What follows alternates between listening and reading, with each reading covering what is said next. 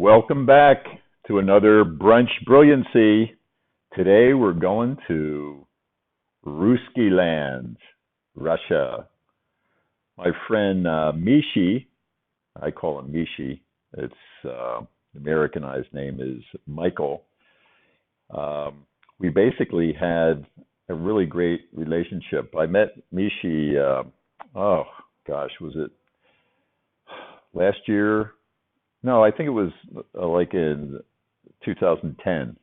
And Mishi was, yeah, he was quite a guy.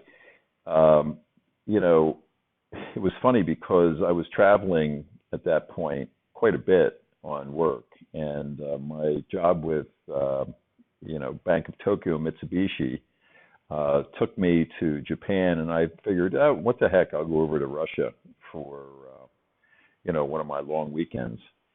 So I went over, and it just so happens that Mishi was over there, and we had a good time. Let me just tell you, if you see some hiccups in this video, just know that this video, there's no edits. Okay, what you see is what you get here. Okay, so this is a tribute to my stream of consciousness that I get into. So just know that the Russian culture is something that fascinated me. I was there for a good day and a half, and really kind of got into the cuisine. And you can sum up the Russian cuisine in three words: dumplings, dumplings, and dumplings. Okay. These people are famous for their dumplings. You can broil dumplings, you can bake dumplings, you can deep fry them. Or meat dumplings, vegetable dumplings. I mean, you just whatever you want, you just put in a dumpling. And this goes back to the days of when the sheep herders were, grazing their cattle in the land. They used to have little baskets, and the wives used to make dumplings for the shepherds. That's not many people know that, but the other thing is that you have to understand that a little known trivia: Russia is the largest country by landmass in the entire world. Not many people know that. It spans 9 time zones. And let me tell you, when you're traveling across Russia, as I did, that's a good 9 time zones.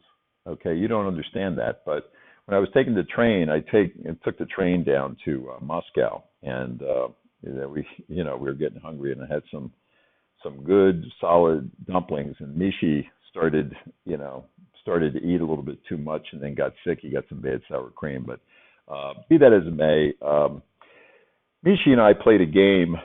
I think this was in 2015, somewhere around there. And he was I'm going to tell you, he was quite a player. And he always used to tease me because we used to have we played some speed games. And then I finally started to hone my opening repertoire, and it was just beyond belief at this point. And I started to get very strong, and we played one game. We had we had a bet, and it was basically who would buy dinner, which was, that was that was the wager back then. When they didn't trade currency. I think rubles were the currency. I think it was rubles, but I'm not really sure about that. But I still have a couple left over. But in any case, we played a game, and I just went ballistic with my new opening that I had learned back in 2015. And I'm going to go through it a little bit here. And again, just understand that, some of the insight that you're going to be getting here is very, very involved, very complex. And I try to sum it up as best as I can. But let's just go through a quick game here, and I'll just show you. I threw out my opening, which was well, I'm not sure what the opening was, but I think it was a Stonewall. But you can see the game went pretty well, and he's a very strong chess player. So again, a lot of this is on feel, and this is this is where the game took a real turn. And as you can see here, I just started to get creative, and I think he missed a move here. But in any way, I just dominated him from this point on, and he knew what he was up against. So let me just go back, and you can see how aggressive I am and how I'm pushing in the spatial advantages I do have in the open line. So he's down to, maybe 3 points or whatever, but I just kept chasing him around.